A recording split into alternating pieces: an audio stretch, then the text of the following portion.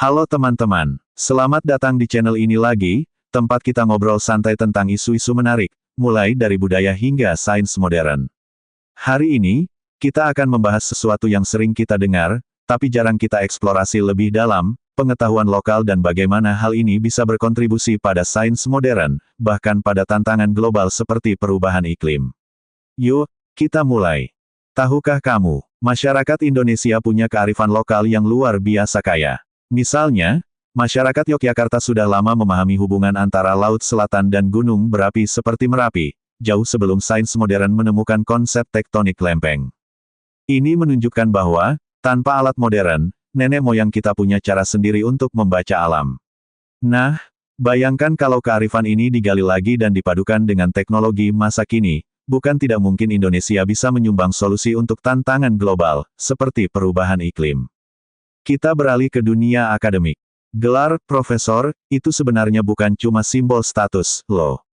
Di sejarahnya, gelar ini mewakili kebebasan akademik, kebebasan untuk menyampaikan ide-ide tanpa intervensi. Sayangnya, di Indonesia, makna ini kadang pudar. Gelar profesor seringkali dihubungkan dengan agenda politik atau kekuasaan, yang justru menghambat kebebasan intelektual. Padahal, kebebasan akademik sangat penting untuk inovasi dan kemajuan ilmu pengetahuan. Sekarang kita bicara soal langkah nyata, bagaimana kearifan lokal bisa digabungkan dengan sains. Salah satu contohnya ada di restorasi lahan gambut di Kalimantan. Dengan memadukan pengetahuan lokal tentang ekosistem gambut dengan teknologi modern, kita bisa menciptakan solusi inovatif untuk melawan perubahan iklim. Contoh lain, penelitian biodiversitas di Pulau Satonde. Pulau kecil ini punya potensi besar untuk menjadi laboratorium dunia dalam studi keanekaragaman hayati. Tapi, untuk semua ini berhasil, kita harus menghadapi realita, sistem pendidikan tinggi di Indonesia masih punya kesenjangan. Universitas di Pulau Jawa cenderung lebih maju dibandingkan universitas di luar Jawa.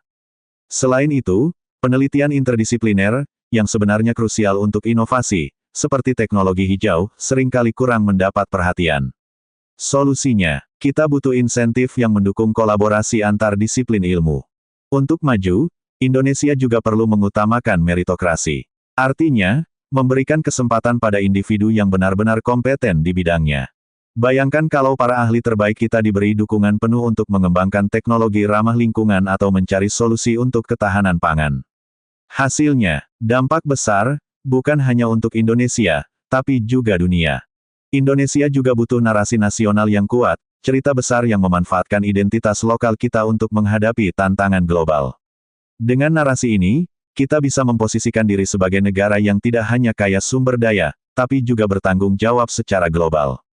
Indonesia bisa menjadi laboratorium dunia untuk solusi keberlanjutan. Tapi, untuk itu, kita butuh kebijakan yang jelas dan eksekusi yang konsisten. Selanjutnya, bagaimana pendidikan bisa membantu?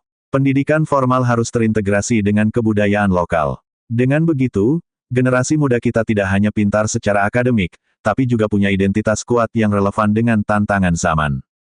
Misalnya, belajar tentang ekowisata berbasis masyarakat adat atau teknologi pertanian tradisional yang ternyata lebih ramah lingkungan. Di tengah semua ini, peran intelektual publik sangat penting. Mereka adalah jembatan antara dunia ilmiah dan kebijakan.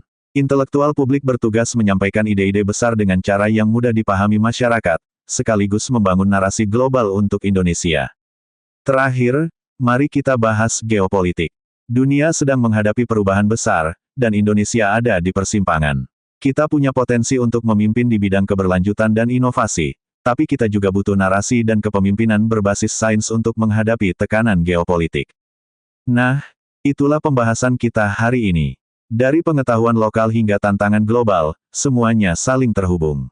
Kalau kita bisa menggali kembali potensi lokal dan memadukannya dengan teknologi modern, Indonesia punya peluang besar untuk jadi pemimpin dunia dalam keberlanjutan. Pengetahuan lokal adalah akar, sains modern adalah cabang. Jika keduanya tumbuh bersama, kita akan menciptakan pohon pengetahuan yang kokoh untuk generasi mendatang. Jangan pernah remehkan kearifan lokal, di dalamnya tersimpan solusi yang tak terbayangkan untuk menjawab tantangan dunia. Membangun masa depan bukan berarti meninggalkan tradisi, melainkan mengintegrasikan kearifan lokal dengan inovasi modern.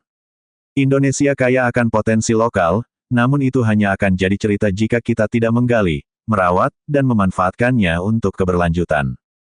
Kemajuan tidak hanya tentang teknologi, tetapi juga tentang bagaimana kita menghargai dan menjaga warisan leluhur kita. Ketika kita menghidupkan kembali pengetahuan lokal, kita tidak hanya menjaga budaya, tetapi juga menciptakan masa depan yang lebih berkelanjutan. Jadilah generasi yang percaya bahwa inovasi terbaik datang dari memadukan tradisi dengan teknologi. Seperti air yang mengalir, kearifan lokal akan selalu menemukan jalannya ke relevansi global, jika kita memberikan ruang untuk itu tumbuh. Hanya bangsa yang mengenal akarnya yang mampu berdiri kokoh di tengah arus globalisasi. Mari jadikan Indonesia bukan hanya negeri yang kaya sumber daya, tetapi juga kaya solusi untuk dunia. Terima kasih sudah menonton. Jangan lupa like, subscribe, dan tinggalkan komentar kalian di bawah. Sampai jumpa di video selanjutnya.